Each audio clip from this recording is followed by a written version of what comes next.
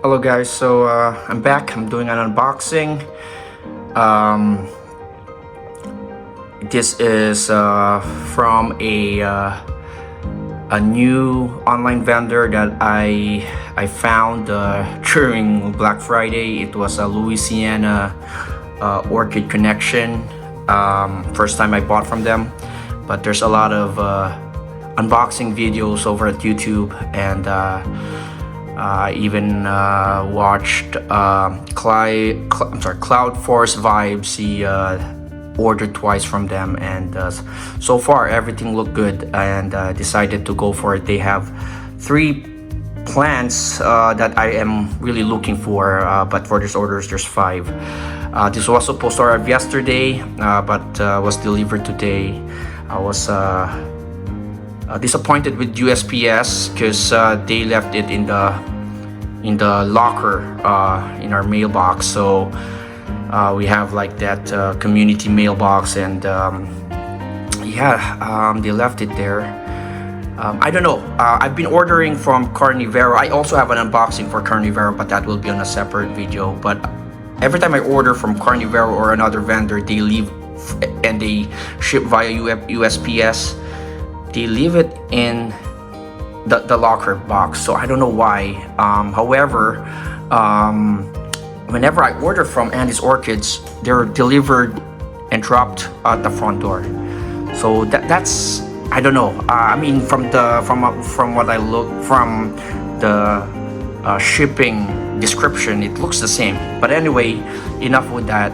Again, this is the first time I've ordered from them. I'm hoping these plants are doing all right, so I'll go ahead and check them out. So I'll pause this, I'll get them out of the box, but right now I can say they're consistent with all the videos I've watched, all unboxing videos I've watched. They're consistent with how they're packed, and yeah, it looks good. So hopefully the plants are all right. Alright, so I got them out, so let's get this unpacked. In total, I know I ordered five orchids, one of which is a jewel orchid. Let's see. Oh wow, okay, so, but they're small. Alright, well, the reason I bought from Louisiana Orchid Connection is because the prices are pretty good. The only catch is they're seedlings, so it will take 2 years, maybe up to 3 or 4 years before some of these will even flower. From what I've researched, I also researched online, and from the board, from Orchid boards and other forums. Apparently, they flask their orchids, meaning they're the ones who like propagate them. Actually, I've heard about flasking. But this is like the first time I really look into it, so I think that's why they're pretty cheap. These are like $15-16, and the most expensive one is like $20, which I'm not sure if it's in here, but yeah, that's why they're small. But again, I know I'll be in this hobby for a while, so I'm not in a rush, and I'm just glad I'm able to get the plants I want. So oh wow, they're really small. But so far they're looking good, at least. So what is this one here? All right. So we'll start with the bulbophyllum or bulbophyllum bicolor. Yeah, bicolor or something. Yeah. So this is also available over at Andy's Orchids. It's like $22. Excuse me, it's pretty cold. And I got this for like $16 in Louisiana Orchid Connection. But now I have more. I realized that the ones again that Andy's Orchid sells are always like very established in the wood or in their pots, and that's what made me realize again that what Andy's Orchid sells are like years in the making. Like they've been on their mounds or in the pots for years before they sell them. So they're a bit more expensive, but not that much, because I know this bicolor is like around $22 when it was on sale. I checked it out, but then again, I'm ordering a few plants, so why not add more, so in just one shipping. So let's see here. So there's 3 bulbs, and some orchid bark, and I can see the roots are really nice here. So far I can say this one looks really nice. I like this plant. I'm thinking about if I will be mounting it. I have a few extra wood from some orchids that I removed from the mount and put in pots. Yeah. So this is the bulbophyllum. I'm just getting confused. Some call bulbophyllum, others bulbophyllum, but bulbophyllum bicolor. So this is around $15-16. Okay, so, and this one, I'll go for this one. This is the jewel orchid. So I was actually watching, I've actually found out about Louisiana Orchid Connection about 2 or 3 weeks ago, and I was looking for a Macodis pitola, which is a jewel orchid. So right now in my collection, I only have the Lutetia discolor, and I've always been looking for the Macodis pitola, but they're always like in the $30 mark, and I found one in Louisiana Orchid Connection. And then what I did was I waited until Black Friday, see if they're gonna go on sale, because it's like around $16. And then there's another jewel orchid called the Anoticlus. Anyway, I have 2 in my mind that I want to order, and I went online during Black Friday and they were sold out. And I was a bit frustrated and disappointed about that. I should have just bought it weeks ago, because they didn't even have any Black Friday sales. So yeah, but anyway, I saw this Macodis sanderiana, and I checked online. It looks like a Macodis pitola, but I guess the lightning marks on the leaves aren't as, or there's less of those lightning veins on the leaves compared to a Macodis pitola. But I don't mind. I just want that green jewel orchid that I've been seeing online, and the Lutetia discolor was a good beginner plant or beginner jewel orchid for me, because it was pretty easy to grow. I have like 3 plants from a mother plant already, and they're growing like crazy and flowering like crazy. So this looks a bit, doesn't look good, but it was delayed for a day, and but it's just on moss. So I'll give this a good watering later on. So let me put this back here. So Macodis pitola, really nice. I mean, it's one of those things you can't just complain about the vendor. It's just, it's Black Friday. I bought I took the cheapest shipping option. So it is what it is, but still, in a way, I like the way these things look, and hopefully in a couple of days they'll be able to get back to shape. This one, oh yeah, so Vanda Nana. This one has been also on my wish list for a long time.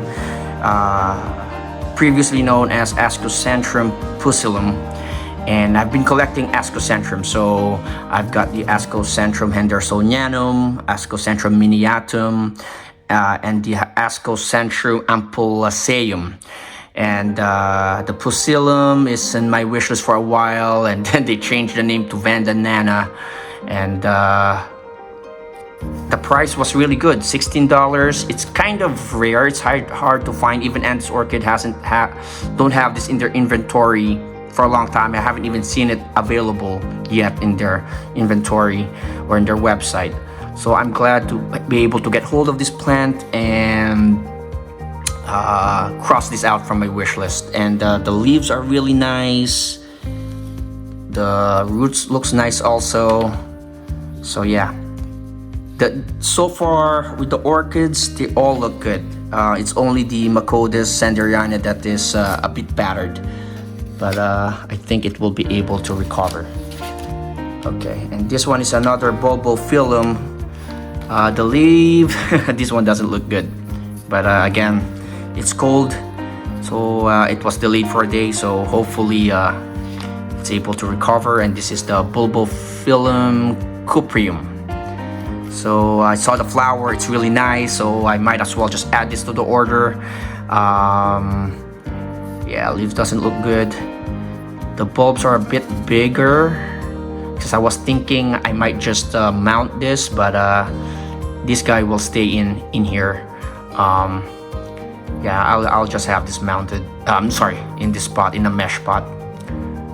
So yeah, leaves are a bit damaged again, delayed for a day. So you know, not a fault of the vendor. All right.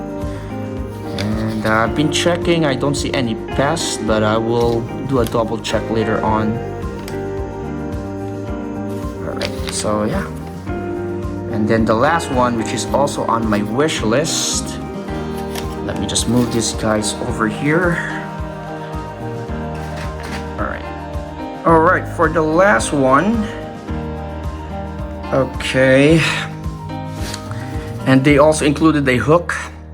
So when I ordered this, it says in the description it's in a 2-inch net pot. And then when I received the receipt, it says it's mounted, which is fine because I was really planning to get this mounted. It's the Phalaenopsis parishii. If you guys check my videos, I purchased miniature Phalaenopsis from HEB. Actually, 2